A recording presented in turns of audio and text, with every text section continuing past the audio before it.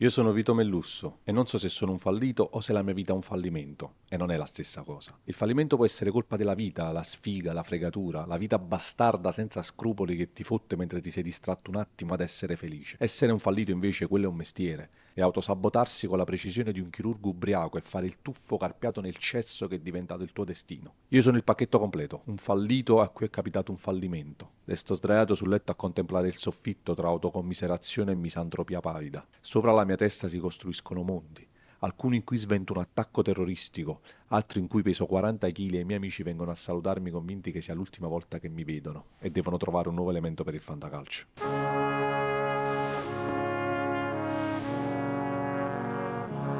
La morte non mi spaventa il trapasso, quel momento in cui dirò Maron, sto morendo e poi boh.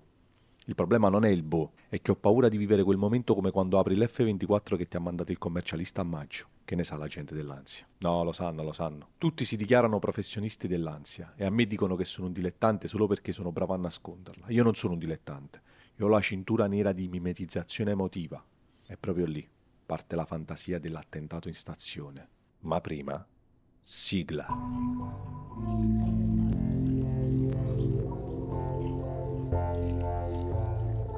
A volte sogno ad occhi aperti, perché la mia vita vera non ha colpi di scena, al massimo colpi di diarrea, se mangio lattosio a colazione. E in questi sogni io divento un eroe. Tipo, oggi, sono alla stazione centrale di Napoli. Viaggio leggero, solo con lo zainetto. Sto aspettando che finiscano i 5 secondi obbligatori della pubblicità su YouTube e premere il tasto salta questo annuncio, quando sento uno sparo. No. Prima sento la gente urlare. Urlano quando un uomo estrae una K47 da sotto al giubbotto, poi spara. Non alla cieca, no. Cerca di essere preciso, di ammazzare la gente in fuga. Colpisce la schiena a una donna. Vola mezzo metro e sbatte la testa sul nastro delle scale mobili. Poi lo steward di Italo, che sta nella sua casetta di vetro. 1500 euro al mese per non muoverti mai. Sembrava un lavoro comodo, ma non oggi. Cade giù come un bersaglio da fiera, di quelli che poi ti dicono bravo, hai vinto, ma qui non c'è nessun orsacchiotto. La situazione è tragica. Io però non perdo la calma, ho il sangue di un alligatore nelle vene e la vescica di un settantenne. Mi guardo intorno, cerco un riparo. Il pezzo di merda con la barba si gira verso di me. Forse mi ha visto, forse no. Resto schiacciato dietro un pilastro. Non mi vede.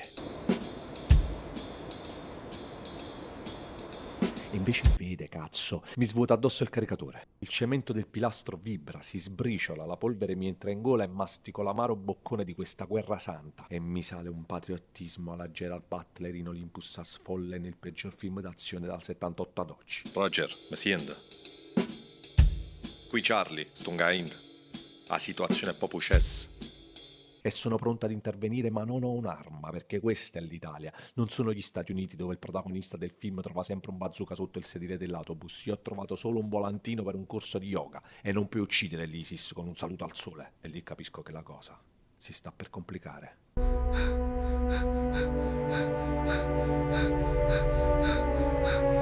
Ad un tratto un poliziotto coglione gli grida metti giù l'arma! E io penso, ma come cazzo ti viene in mente di fargli abbassare l'arma? Fagli un buco in testa, zitto e mosca. Infatti il terrorista si gira e lo gambizza. Il gendarme è anche un modello curvi su Olifan, crolla a terra e dondola come una polpetta fritta bollente tra le mani di un bambino. Quello con la barba però vede che il poliziotto a forma di crocchè non è schiattato e decide di finirlo. Io guardo il bignè in divisa e lui guarda me e gli urlo sottovoce. Lanciami la pistola così mettiamo fine a questa giornata del cazzo. Porco demonio, saranno circa 10 metri. E lui che si agita in una pozza di sangue come se non avesse appena preso 4 proiettili nelle cosce con la calma di uno che sta passando il sale a tavola e la precisione di un campione mondiale di bowling, fa volare la pistola a mezz'aria e me la ritrovo dritta in mano. Figlio di puttana, te lo meriti quel cazzo di tesserino. In un paio di secondi escogito la tattica. Per distrarre il pazzo faccio una mossa Kansas City in perfetto stile. Spacco la vetrata del centro assistenza. Il vetro esplode come se Tiffany avesse aperto una filiale a Kabul. Boom! Lui abbocca.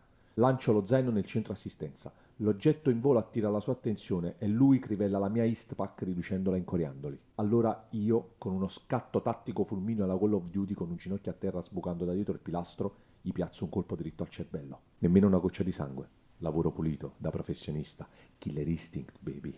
E attorno a me, silenzio. Alzo la mano. Faccio segno a tutti di stare calmi. Potrebbe ancora esplodere da un momento all'altro. Tocca a me avvicinarmi e controllare che sia tutto a posto. È morto, ma ha uno strano sorriso sul volto.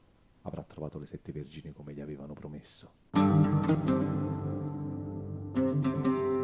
E poi i giornalisti, i talk show, sono un eroe, la gente mi riconosce per strada, tutti mi chiedono com'è uccidere una persona così? E io in lacrime da Maria De Filippi, l'ho fatto perché dovevo. E lei mi prende la mano e dice, non ti devi sentire in colpa, Dio ti ha mandato per salvare quella gente. Sì, però quelle 5 vittime che non sono riuscito a salvare? Oddio, non ho fatto abbastanza. Ma sì, ma no, ma sì, ma no. E intanto penso, io il trono lo voglio, perché nella mia vita manca l'amore. E così finisco a Canale 5 tutti i giorni alle 14.30 a dire sì o no alle strafighe che mi vogliono corteggiare.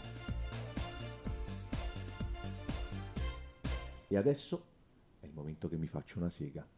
Sul soffitto appaiono tette giganti, capezzoli enormi e culi con buchi rosa appena usciti dalla clinica di sbiancamento anale. E già penso che è tutto molto bello, ma il pensiero della pasta col tonno che mi aspetta a pranzo mi fa venire voglia di spegnere la luce e riaddormentarmi. E già il mio pisello diventa un po' duro e un po' molliccio tra le mani. E questo pensiero mi rovina anche l'eaculazione, diventa quasi un fastidio. Nulla è mai decente nella mia routine di merda.